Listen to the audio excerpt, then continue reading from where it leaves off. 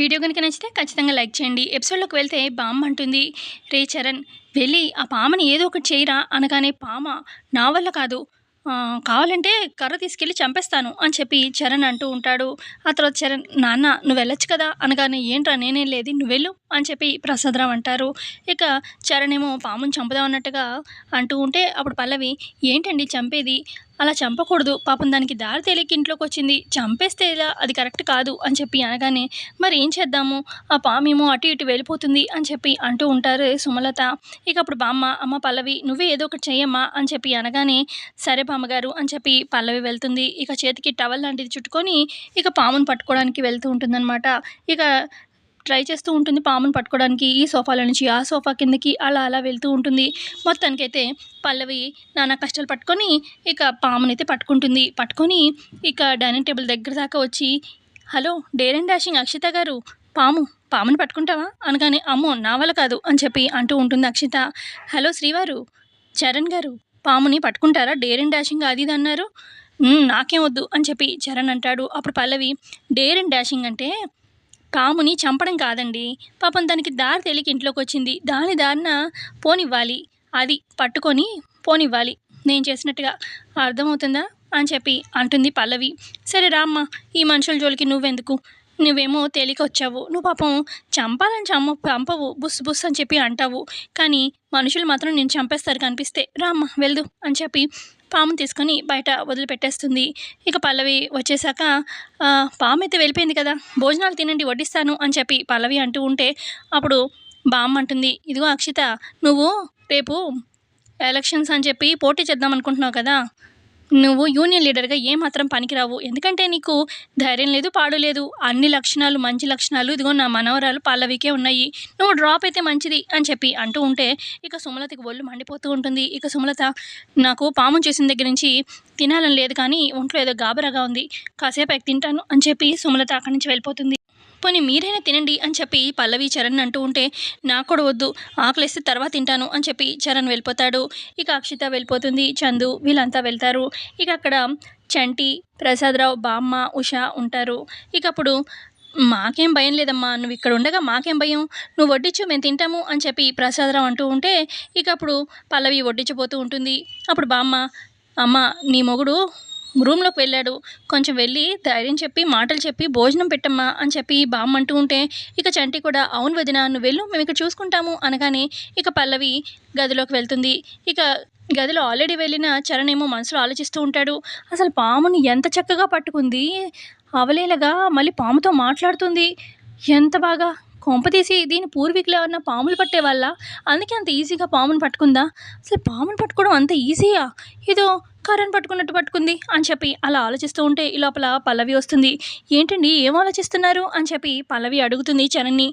"ఏం లేదు. నువ్వెందుకొచ్చావు?" అనగానే, "ఏం లేదండి. మీరు భోజనం చేయలేదు కదా!" అనగానే, "చెప్పాను కదా ఆకలేస్తే తింటానని.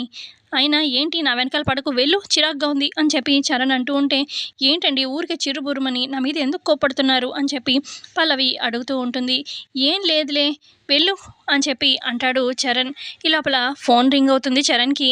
"అరే లైలా కాల్ చేస్తుంది" అని చెప్పి, "హలో లైలా" అని చెప్పి మాట్లాడుతూ ఉంటాడు. "ఎవరి లైలా?" అని చెప్పి పక్కనే ఉన్న పల్లవి చూస్తూ ఉంటుంది. "నేను బావా, గుర్తుపట్టావా?" అనగానే, "నిన్నెలా మర్చిపోతాను, ఎప్పుడెప్పుడు చూస్తానా అని చెప్పి ఎంత ఆరాటపడుతున్నాను. నువ్వు చిన్నప్పుడు ఎప్పుడో చూశాను. ఇప్పుడు ఎలా ఉన్నావు చూడాలని చాలా ఆరాటంగా ఉంది లైలా నిన్ను" అని చెప్పి అనగానే, "అవునా బావా, నిజమా బావా, రమ్మంటావా" అని చెప్పి అంటూ ఉంటుంది లైలా. "అవును లైలా, త్వరగా వచ్చేసేయ్. నీకోసం వెయిట్ చేస్తున్నాను. I love you Laila, I love you darling" అని చెప్పి ఫోన్ పెట్టేస్తాడు. ఇక పల్లవి కోపంతోని, "ఎవరండి? ఎవరా లైలా? ఐ లవ్ యూ అది ఇది అని చెప్పి అంటున్నారు. ఏంటి? ఎప్పుడు పరిచయం అయింది? ఎక్కడ దొరికింది?" అని చెప్పి అంటూ ఉంటుంది పల్లవి. "హలో, లైలా గురించి నీకు చెప్పాల్సిన అవసరం నాకైతే లేదు" అనగానే, "అవసరం లేదంటారేంటి? మీరు నా భర్త, నాకు చెప్పాల్సిందే" అని చెప్పి పల్లవి అంటూ ఉంటే, "నీకు చెప్పను. ఏం చేస్తావో చేసుకో పో.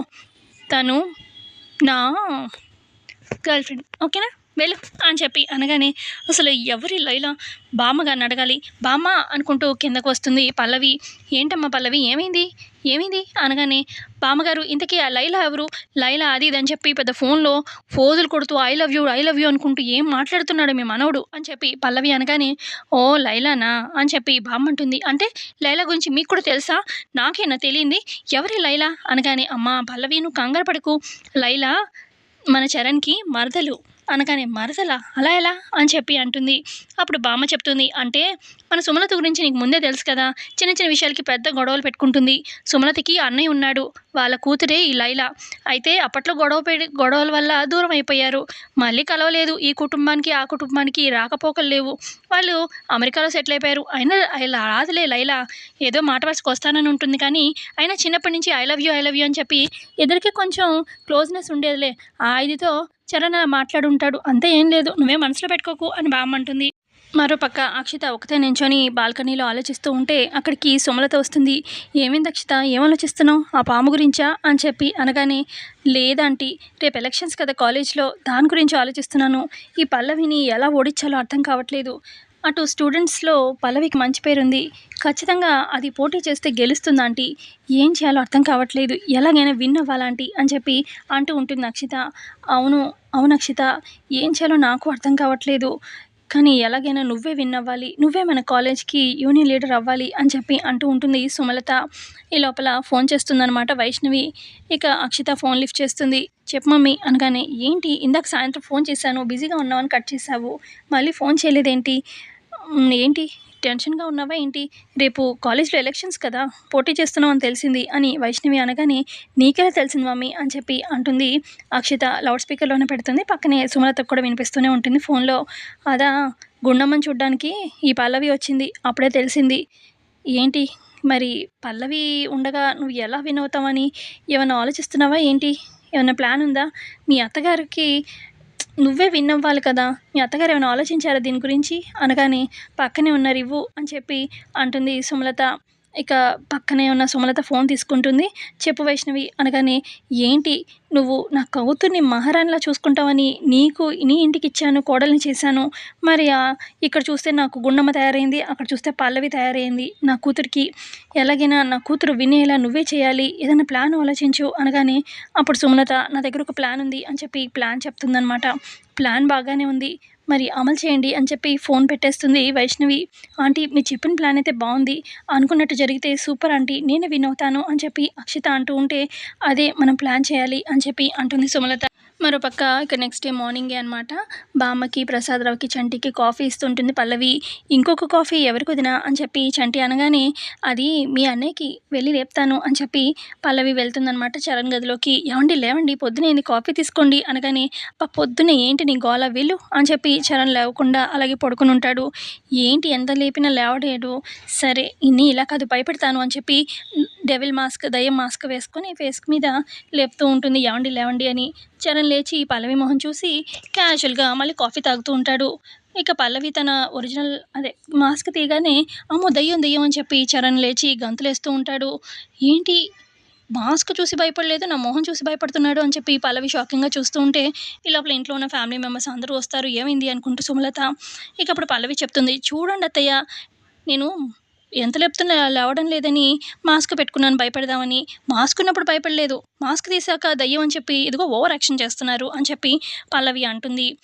ఏంటన్నయ్య వదిన్ని చూసి, అసలు వదిన మొహం ఎంత బాగుంటుంది, మన హాల్లో ఉన్న లక్ష్మీదేవి మొహం వదినకి అసలు తేడానే లేదు, అంత బాగుంటుంది, వదిన మొహానికి వంకలు పెడతావు అని చెప్పి చంటి అంటూ ఉంటే అబ్బో అని చెప్పి అక్షిత చూస్తూ ఉంటుంది. సో ఇంతే అండి ఎపిసోడ్లో జరిగింది. నచ్చితే లైక్ చేయండి. Thanks for watching.